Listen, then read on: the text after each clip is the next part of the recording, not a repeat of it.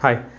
உங்கள் எக்ஸ் தளத்தில் அதாவது ட்விட்டரில் வந்துட்டு நீங்கள் உங்கள் டைம்லைனில் அடிக்கடி வந்து ஒரு ஃபேமஸான ஒரு ஆள், அதாவது செலிப்ரிட்டி, அதாவது நீங்கள் எம்எஸ் தோனி ஃபேனாக இருக்கலாம், அவர் வந்து விராட் கோலி ஃபேனாக இருக்கலாம், அவர் எனி ஆக்ட்ரஸ், அவங்க வந்து ஒரு எமோஷ்னலாக ஒரு ஃபேஸை ஷோகேஸ் பண்ணி அவர் வந்து கொஞ்சம் ரொம்ப அழுகிற மாதிரி ஒரு ஒரு ஆட் மாதிரி டிஸ்பிளே ஆச்சு அப்படின்னா அதை தயவு செஞ்சு கிளிக் பண்ணாதீங்க அப்படி தான் செய்யப்படுன்னு சொல்கிறாங்க. ஸோ வந்து நம்மளோட ஆடுக்கும் ஒரு வீடியோக்கும் நம்மளுக்கு டிஃப்ரென்ஸ் நல்லாவே தெரியும். நார்மலாக நீங்கள் யூடியூப் ஓப்பன் பண்ணிங்கன்னா ஃபஸ்ட் ஆஃப் ஆல் வந்து ஒரு ஆட் இருக்கும். அது நார்மலாக ஹவுசிங் சம்மந்தமாக இருக்கும், ரியல் எஸ்டேட் சம்மந்தமாக ஒரு ஆட் இருக்கும். ஸோ அது கீழே வந்து யூடியூப் வீடியோஸ் இருக்கும். ஸோ நான் பார்த்தாலே எனக்கு கண்டுபிடிச்சலாம் ஓகே இது ஆட் அப்படி சொல்லிட்டு.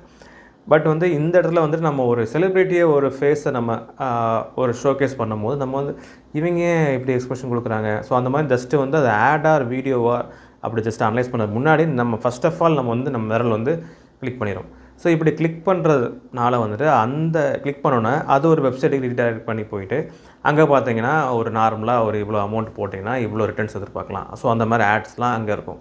ஸோ அது சில பேர் வந்தோடனே ஓகே வேறு எங்கேயோ போக சொல்லி சில பேர் வந்து உஷாராகி வெளியே வந்துடுவாங்க. சில பேர் வந்துட்டு அப்போவும் அவங்க டீட்டெயில்ஸ் அவங்க பர்சனல் இன்ஃபர்மேஷன் எல்லாமே கொடுத்துட்டு ஸோ அவங்க உள்ளே போயிட்டாங்க அப்படின்னா நார்மலாக வந்து ஒரு ஃபேக் கால்ஸ்லாம் வரும். நாங்கள் வந்து ஃபண்ட் மேனேஜர் சொல்லி அந்த ஃபினான்ஷியல் மேனேஜர் ஸோ அந்த மாதிரி வந்து ஃபேக் கால்ஸ் வந்து உங்கள்கிட்ட கால் பண்ணி உங்கள்கிட்ட வந்து பணத்தை பறிக்க தான் பார்ப்பாங்க. ஸோ கடந்த 4 வருஷமாக வந்து பல்லாயிரம் கோடி கணக்கில் வந்து இந்த மாதிரி ஃப்ராட் மூலமாக வந்து போயிருக்கிறதா வந்து ரிப்போர்ட் வந்து சொல்லுது.